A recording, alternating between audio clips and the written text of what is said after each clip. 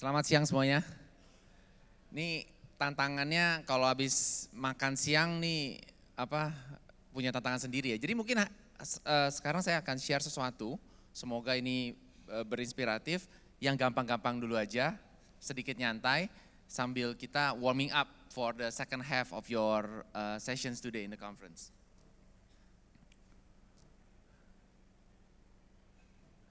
Jadi saya selalu berimajinasi bahwa saya itu punya saudara, kerabat, mungkin early 40, punya anak 2 dengan istri.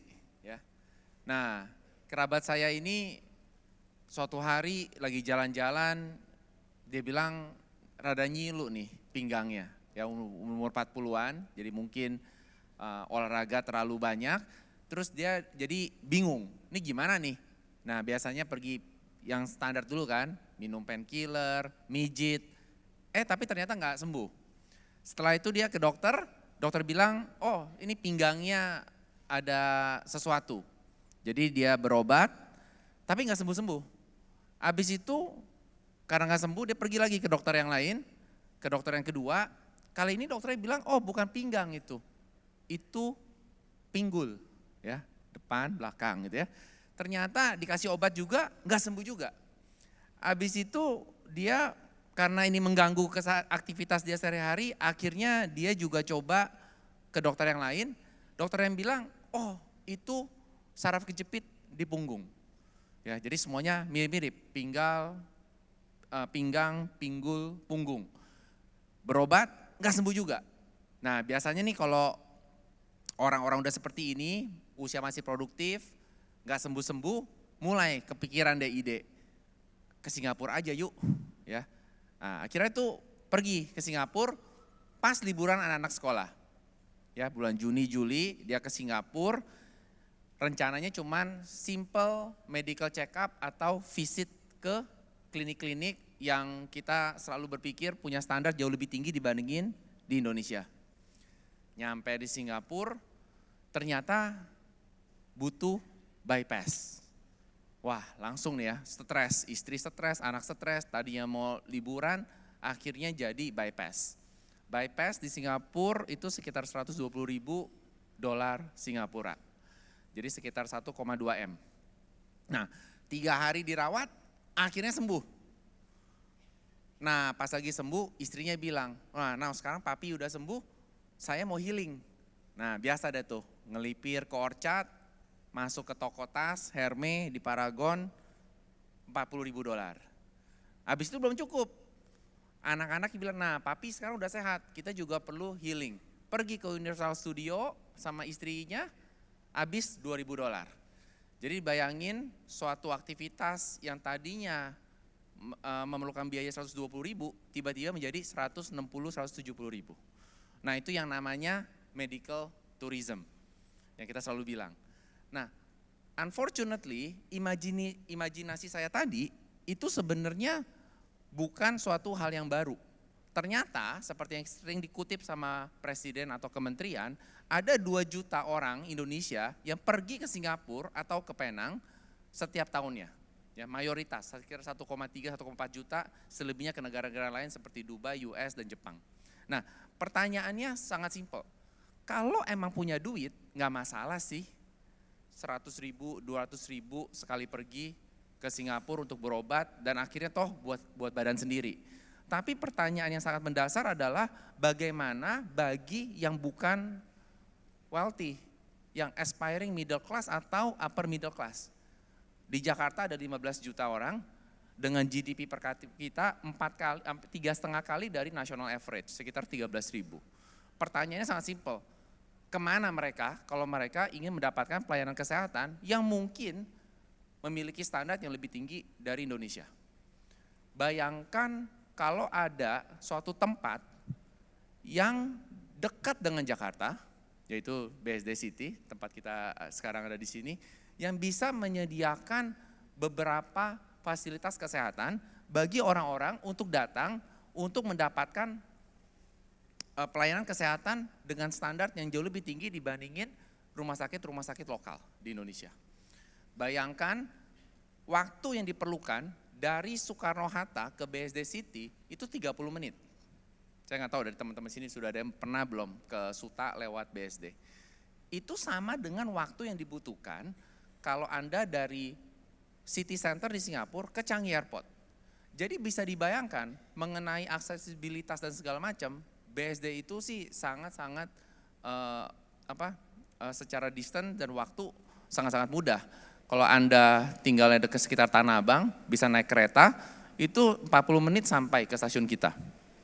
Nah, dengan adanya suatu tempat yang kita selalu pikirkan, mungkin kalau kita bisa bikin suatu tempat ini akan membuat kota ini menjadi destinasi bagi 15 juta orang yang tinggal di Jakarta, di Greater Jakarta, yang membutuhkan akses fasilitas kesehatan dengan standar yang jauh lebih tinggi dan willing untuk bayar 30-40% lebih banyak tanpa harus terbang ke Singapura dan ngajak istrinya shopping atau anak-anaknya ke Universal.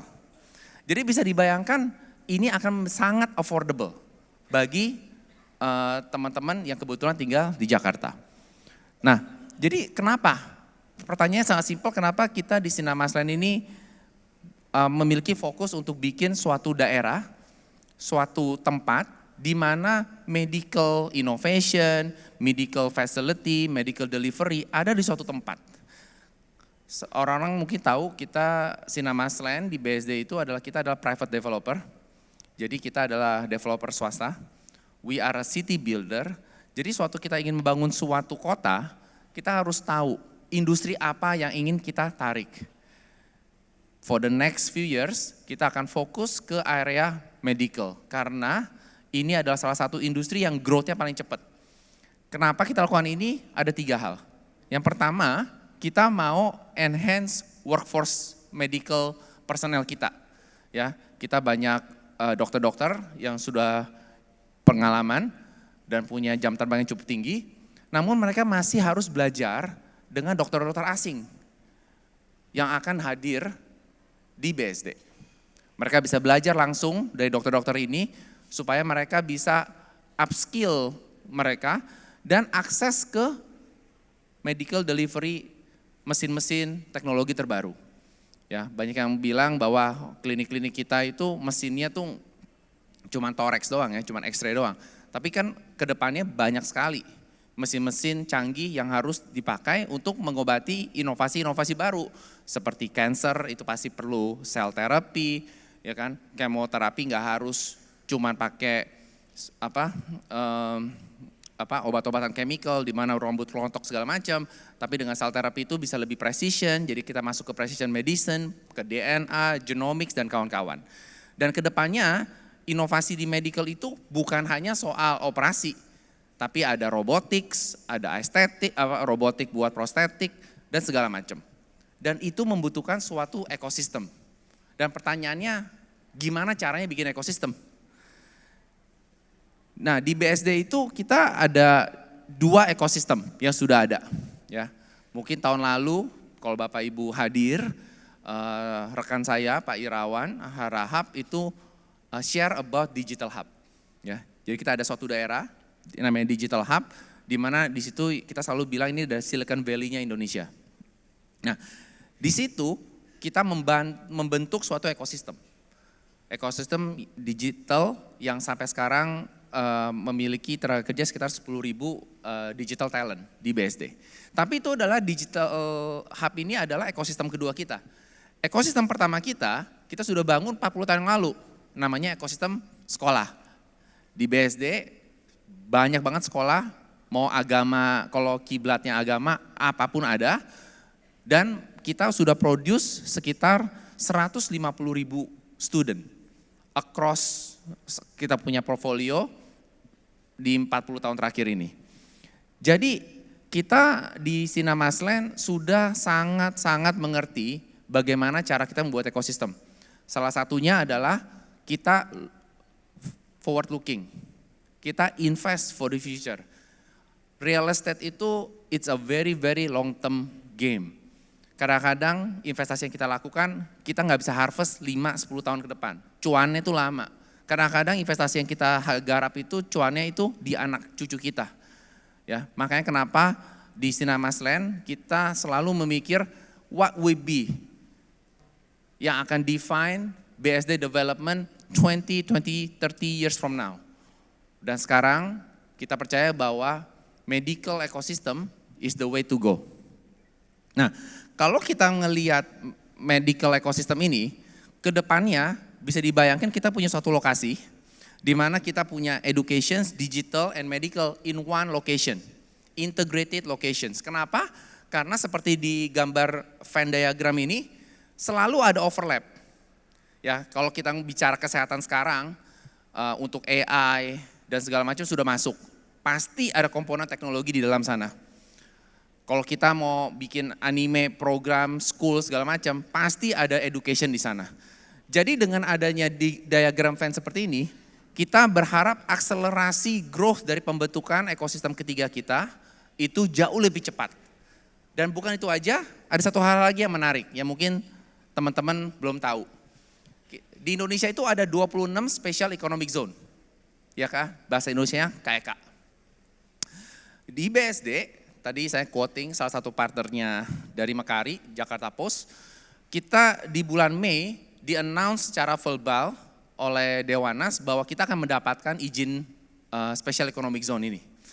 Dan Special Economic Zone ini akan merubah peta strategi kesehatan di Indonesia. Kenapa? Ada beberapa hal. Satu, di Special Economic Zone kesehatan yang kita punya, alongside with digital, teknologi, industri kreatif, dan education, kita bisa mendatangkan dokter-dokter asing ke Indonesia lewat KEK kita. Jadi kita nggak perlu harus terbang ke Singapura.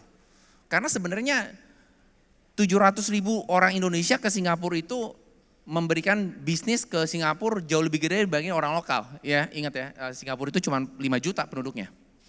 Jadi kita is the biggest devisa buat mereka, which is Pak Jokowi bilang 200 triliun keluar setiap tahun. Jadi dengan adanya KEK di BSD, kita bisa mengundang dokter-dokter ini onshore. Mereka ke sini. Buat kita lebih make sense karena kita nggak perlu lagi terbang. Kadang-kadang teman-teman kita yang perlu berobat mesti terbang, dia nggak nyaman. Kalau mau pakai private jet itu sekitar 40.000 untuk medevac. Dan yang kayak begini-begini ini kedepannya kita bisa bikin sendiri. Tapi more importantly kita akan membangun ketahanan nasional sendiri. Kenapa mesti ke Penang? Kenapa nggak ke BSD? Itu yang pertama. Yang kedua, banyak sekali non-fiscal benefit yang kita akan dapatkan. Seperti long term visa, terus ada tax holiday, dan segala macam. Jadi ini adalah dream kita. Saya mengundang teman-teman dari Mekari dan partner dari Mekari untuk join ekosistem kita.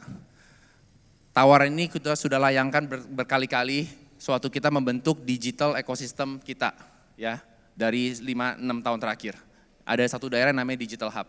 Di tempat situlah ada gedung yang namanya Biomedical Campus. Jadi bagi teman-teman yang ingin tahu tentang proyek-proyek kita, bisa ke Instagram kita, ada Digital Hub, ada Living Lab Ventures, bisa ke LinkedIn-nya saya juga, Mulyawan Gani, karena di situ kalian bisa banyak belajar. Dan saya undang kalian untuk pergi, ya, write us, nanti kita akan cari waktu untuk kita bisa bikin tour dan segala macam untuk kasih lihat apa yang kita bisa lakukan untuk Indonesia lewat BSD.